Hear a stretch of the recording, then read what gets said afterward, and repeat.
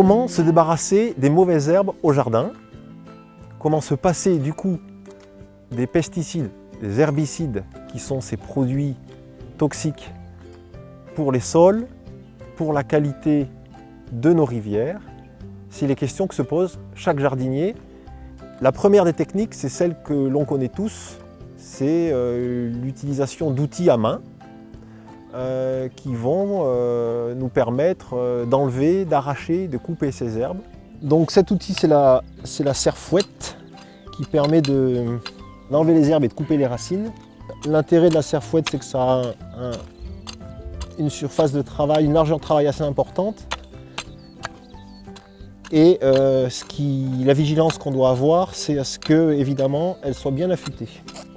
Le deuxième outil, c'est le couteau désherbeur, qui va permettre d'aller sur des plantes vivaces comme le chardon ou le liseron, d'aller chercher la racine bien au fond et de la couper pour éviter que la racine ne reprenne trop.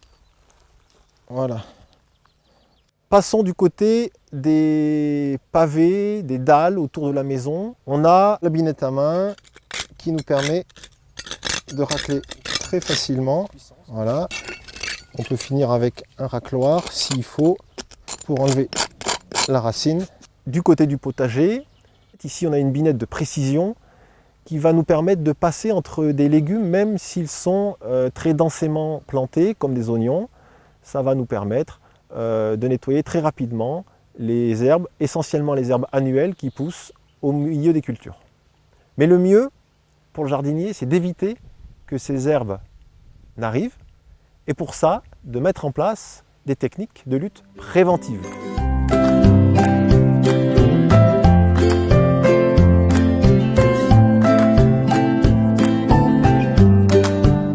La première des vigilances à avoir, ça va être de ne pas reproduire, de ne pas multiplier des plantes, en particulier les plantes à rhizome, telles que ces liserons. La particularité de ces plantes, c'est d'avoir la capacité de se reproduire très rapidement à partir d'un tout petit bout de plante. Plus on passe une motobineuse dans un lieu où on a des plantes vivaces type liseron, plus on va les reproduire et les multiplier. On peut voir aussi une technique très simple, qui est la technique du faux semis. La technique du faux semis consiste à préparer un sol comme pour réaliser un semis. Donc, aération en surface. On va bien préparer son sol, l'aplanir, voilà. Et on va finir par un arrosage. L'objectif de cette technique va être de laisser, à cette époque de l'année, donc au printemps, suffisamment de temps, si possible 10 jours, 15 jours. On aura déjà une bonne levée des graines qui sont contenues en surface. On va passer un outil superficiel pour les détruire et on pourra faire un semis. Attention, à ce niveau-là, il ne faut pas aller trop profondément avec les outils pour ne pas remonter les graines. La technique du faux semis est très intéressante pour se débarrasser des graines de plantes qui germent tous les ans, les annuelles. Pour les herbes vivaces qui ont des rhizomes, qui ont des racines souterraines comme le liseron, le chien-dent, une des meilleures techniques préventives est un désherbage par la bâche d'occultation.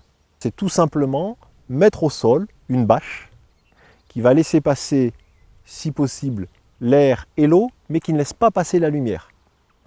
Qu'est-ce qui se passe quand on regarde sous la bâche, que l'on aura mis plusieurs mois sur la surface? Alors là, on voit un liseron, un chardon.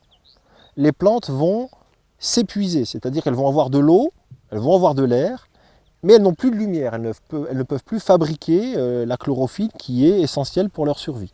Donc elles vont progressivement s'épuiser, aller chercher toutes leurs réserves au fond de leurs racines, au fond de la terre, et elles vont finir par mourir.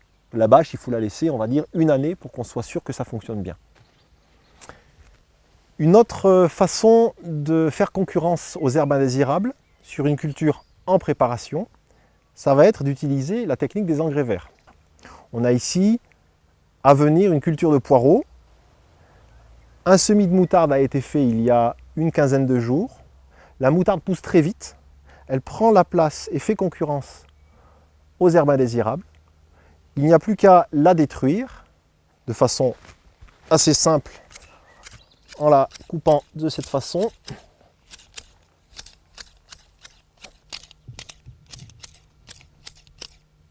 Voilà, cet engrais vert, on va le laisser sécher 2-3 jours. On peut d'ailleurs voir au passage que la moutarde a bien travaillé le sol, il n'y aura pas besoin de le retravailler. Un petit coup de croc, ce sera suffisant. Et on peut planter les poireaux. Et pour éviter que d'autres herbes ne reviennent, on va faire un paillage avec des matériaux qui peuvent être très différents. Ça peut être des feuilles mortes, du foin, de la paille, de la tonte, pour éviter la pousse des herbes indésirables.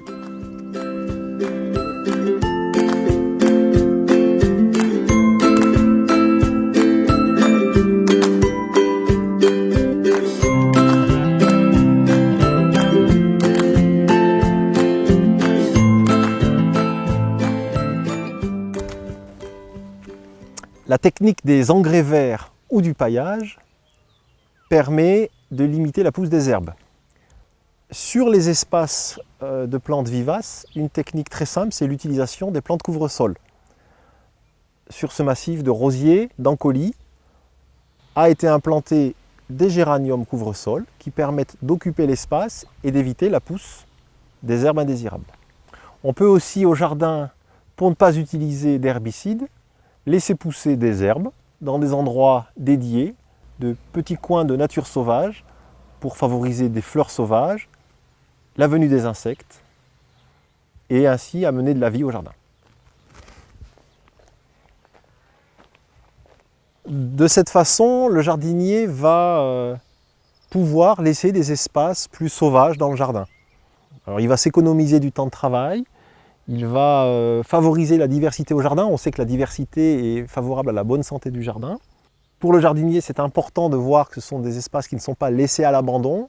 Par exemple, en pratiquant une tonte nette et en montrant des séparations évidentes entre des herbes hautes et une herbe bien tondue. On va aussi pouvoir mettre en place des allées paillées ou occupées par du broyat, des branches broyées. Ces allées de jardin vont être d'abord confortables à utiliser et puis vont être plus faciles à désherber puisque dans ces allées occupées par le broyat, l'herbe pousse moins et surtout s'arrache beaucoup plus facilement. Pour éviter de désherber systématiquement les pieds d'arbres, les bas de murs, on peut aussi semer des fleurs sauvages et les laisser venir et s'épanouir dans ces endroits. Cette façon de pratiquer nous demande évidemment de changer de regard sur la façon dont on entretient un jardin. Accepter qu'il y ait des zones moins entretenues, momentanément, d'autres beaucoup plus entretenues, mais tout ça au service de la vie, de la diversité et surtout de la diminution de l'usage des pesticides.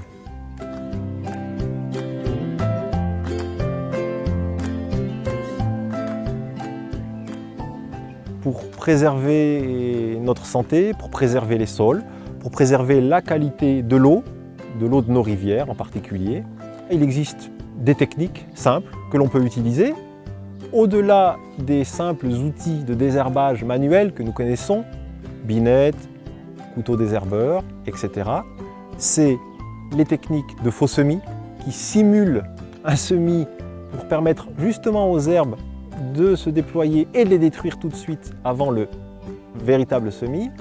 Les techniques de désherbage par occultation avec des bâches qui vont être surtout efficaces sur les espèces vivaces à rhizome, chien-dent, liseron, chardon.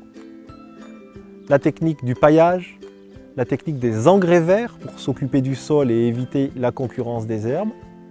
C'est aussi la technique des plantes couvre-sol qui vont occuper un espace tout en le fleurissant.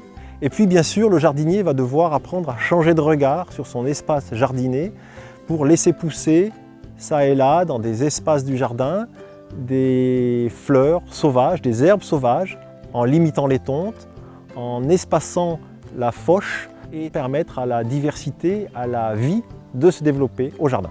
Se passer des herbicides, c'est possible. c'est même ce vers quoi nous allons aller, nous jardiniers, pour préserver la qualité des sols, pour préserver notre santé. Et bien sûr, toutes ces techniques sont au service de la préservation de la qualité de l'eau, de la qualité de nos rivières.